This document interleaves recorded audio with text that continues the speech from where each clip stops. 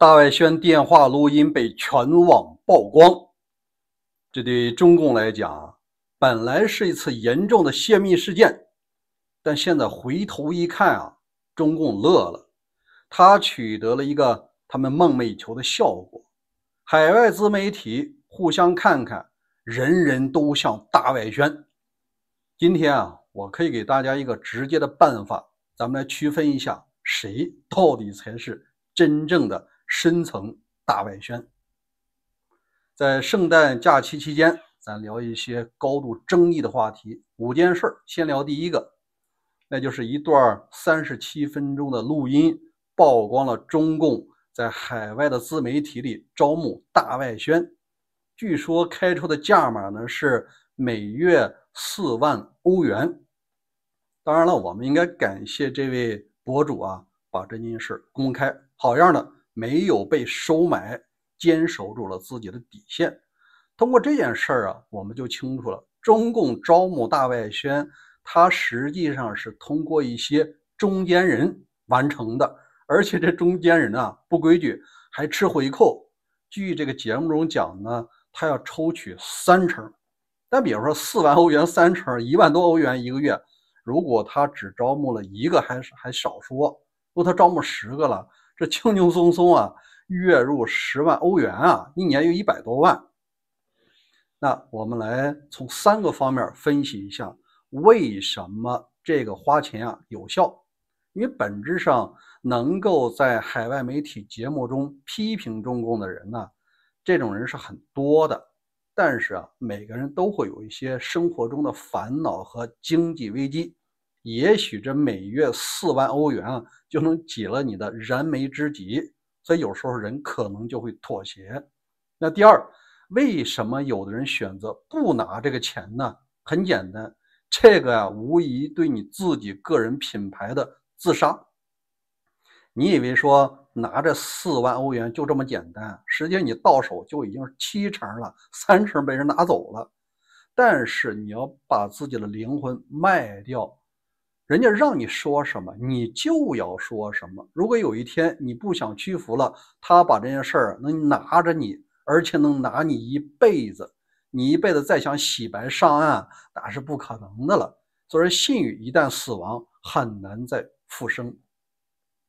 那第3个，我们来聊一下，既然是说中共认为花钱可以，如何区分谁才是真正的大外宣？在节目里他讲，你可以小骂大帮忙，但是不能骂习近平。实际上以前也许是管用的，但是现在既然公开了呀，他这一条就失效了。以后也许有人专门来骂习近平，但实际上他就是大外宣，那就是小骂大帮忙嘛。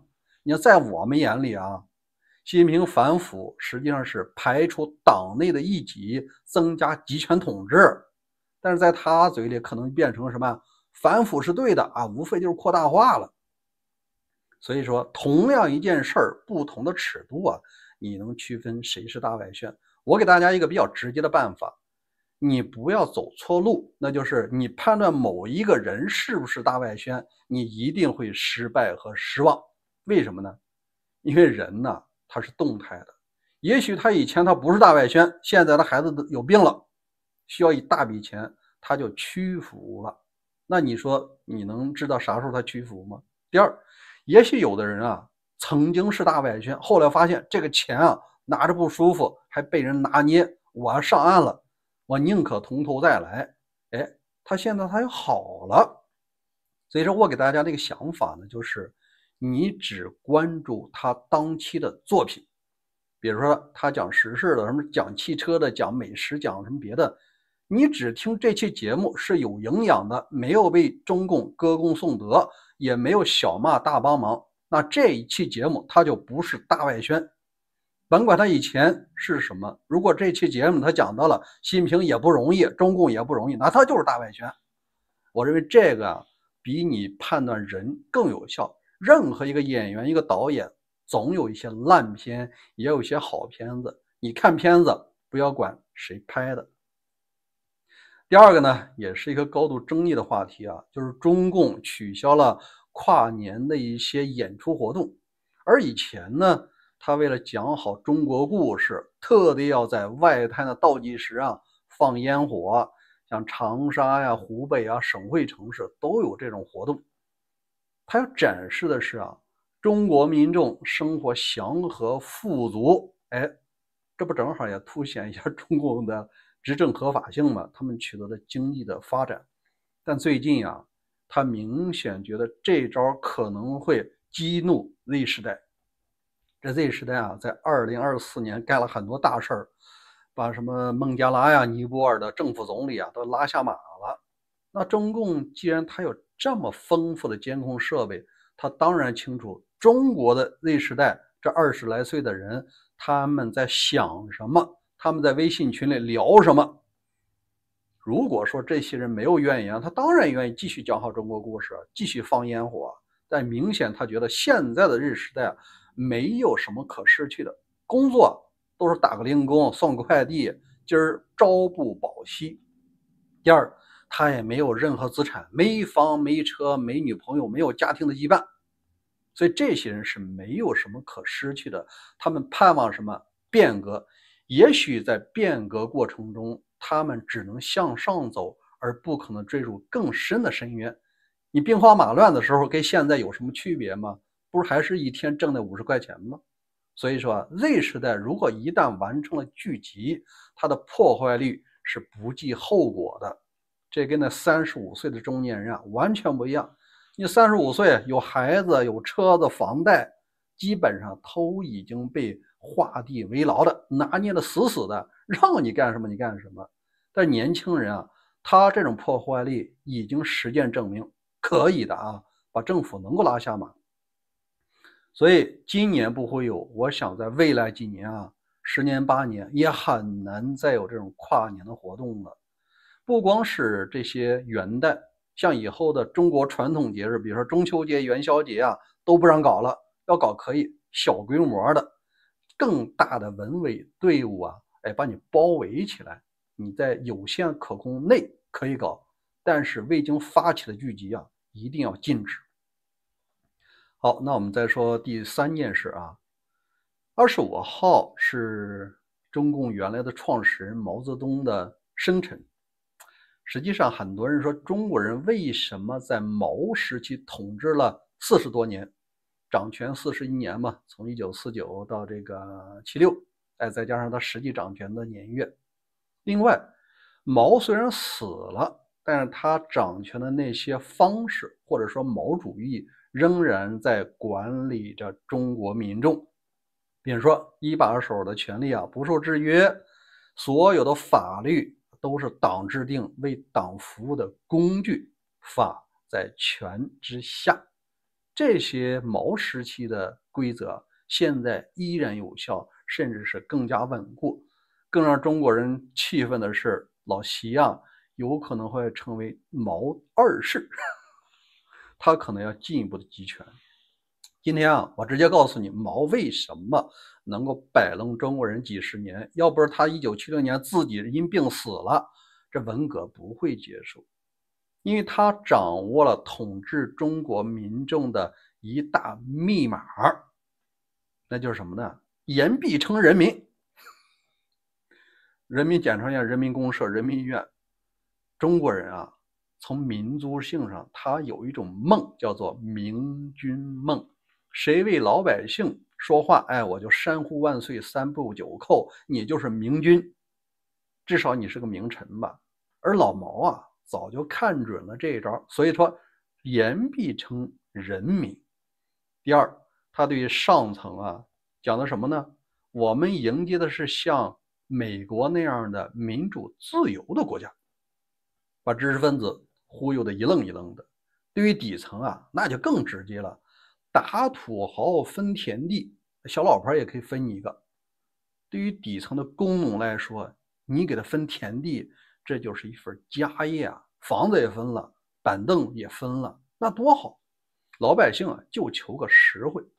所以说上层的经济阶层和底层的工农都被忽悠了，忽悠完了以后他的真面目露出来了，他取得了比传统的中国皇帝更多的权利，皇权原来是不下县的，县以下是乡绅治理，但现在啊，支部建在连上，村里边都有支书。以前的知识分子，有独立思想的人，你还可以通过出家避世啊隐居起来。你现在怎么隐居？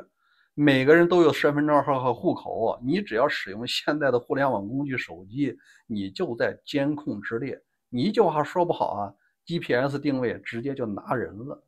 所以说现在的中共啊，已经把中国的集权玩到了一个新的高度。那怎么打破呢？内部啊没戏，你只能靠外部。咱就是说从明朝吧，明朝也是集权，民众之间互相监督，怎么打破的呢？是清朝入关，靠外力吧。那清朝怎么打破的？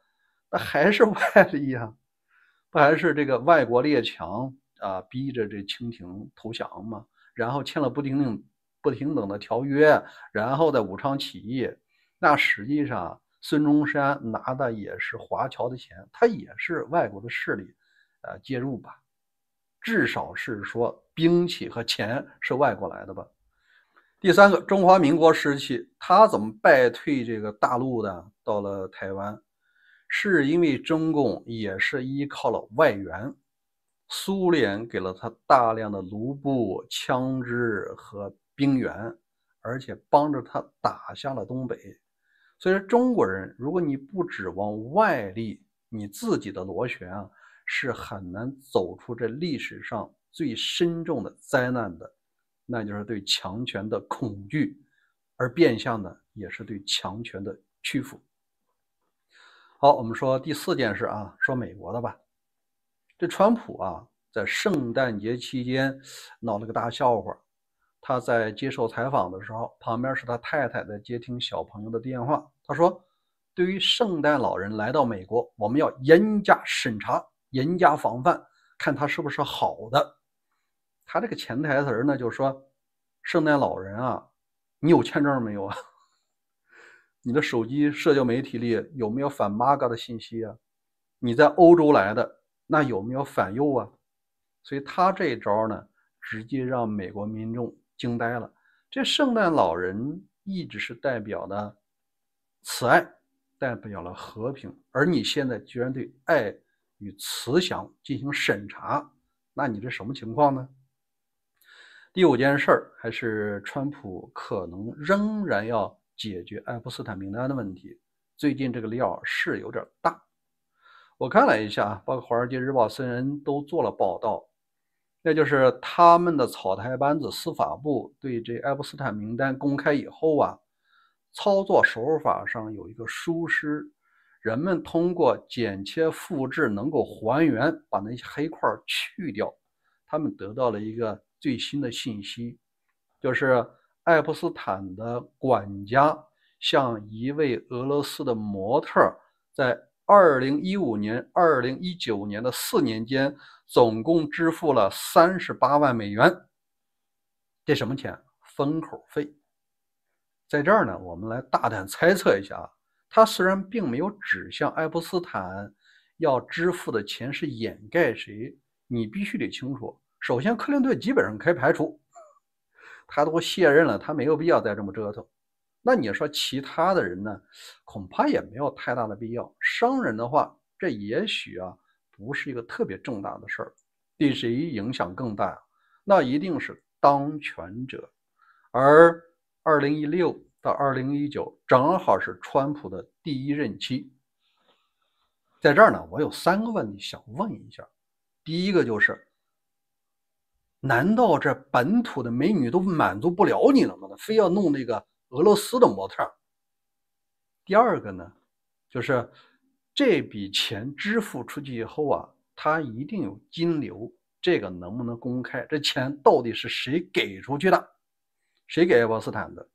第三个，这位俄罗斯模特啊，应该是个成年人了，能不能把这照片给大家公布一下，让大家批判的来看一下是如何迷惑住这位要支付封口费的大佬的？